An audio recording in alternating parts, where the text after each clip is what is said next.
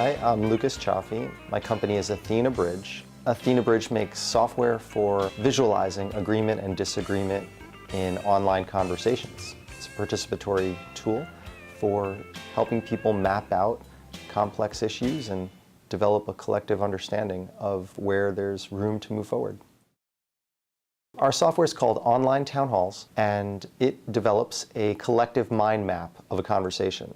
What that means is it puts all our ideas, everybody can literally map out the conversation together.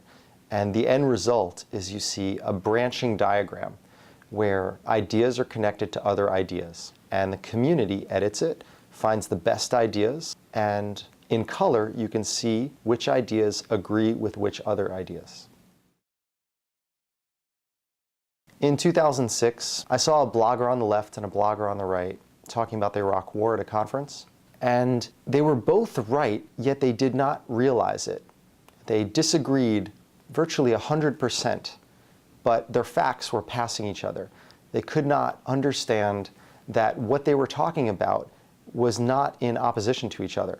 So they stuck to their talking points and really could not hear the other side. And I realized that if people were able to map out their ideas, they could see what the other side is saying and realize that they're not answering what the other side is saying, that it's two monologues rather than a dialogue.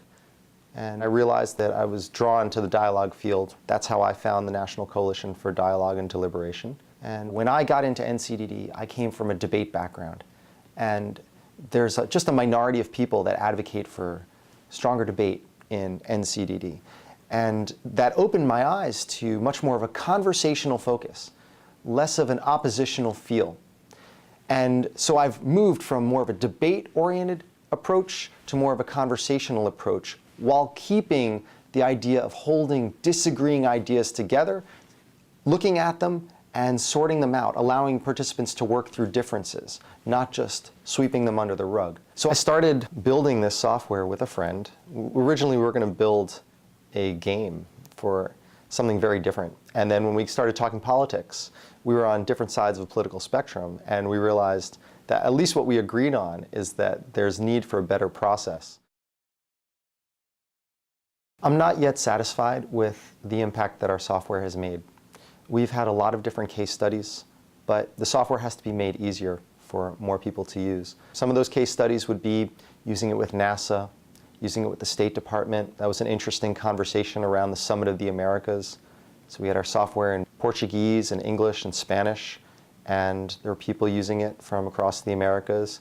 But it has not achieved our goal of thousands of people in a single conversation. So the most important thing for us to do is to learn lessons as fast as possible.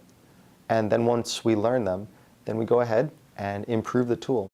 I think the best combination of online and in-person is that online tools should support an in-person engagement. In-person allows focus, it creates an event, and that event drives the online participation. It's very difficult for people to participate online because they're distracted and they have many things to do. So when they know there's going to be an in-person event 2 weeks from now, that drives their online participation. And similarly, after the in-person event, they're going to participate more online too. And if in-person events are too costly, then I think a different type of synchronous event, such as a phone call or a weekly conference call where people can call in and ask questions, would be a great combination. So online between the conference calls and conference calls drive that participation every week. I would say that would be an ideal combination. It's important to recognize the strengths and weaknesses of online and in-person. And I'm most interested in online because that is the field that has not been explored as fully as in-person. It's much more blue ocean to explore there. So when I think of the strengths of online, I think of talk, we say, is cheap. But typing is a little less cheap. When people want to type something out, it takes them more time. They're going to be more deliberate. They're going to erase a sentence, edit it, maybe even refer and link to a newspaper article which supports their position. So this marked up text, this text with evidence and links can be very valuable. So the strength of online is that people take more time to do it. The weakness of online is that emotion cannot easily be conveyed, and it's very easy to have misunderstanding. So that's why I think combining the in-person, high bandwidth engagement with online engagement when it's convenient for people is ideal.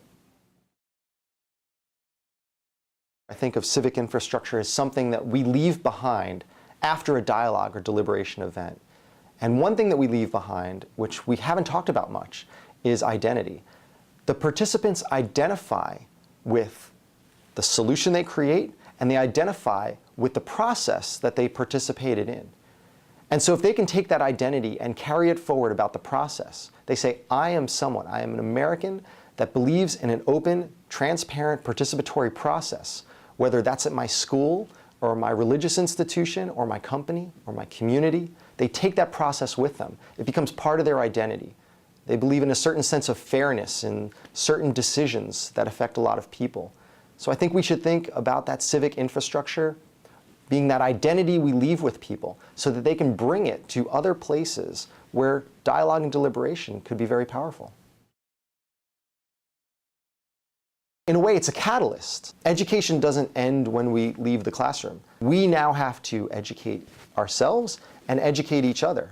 A democracy thrives on an educated citizenry. So if we're not all going to go back to school, then we should start talking more with each other, and media is a perfect way to catalyze that conversation.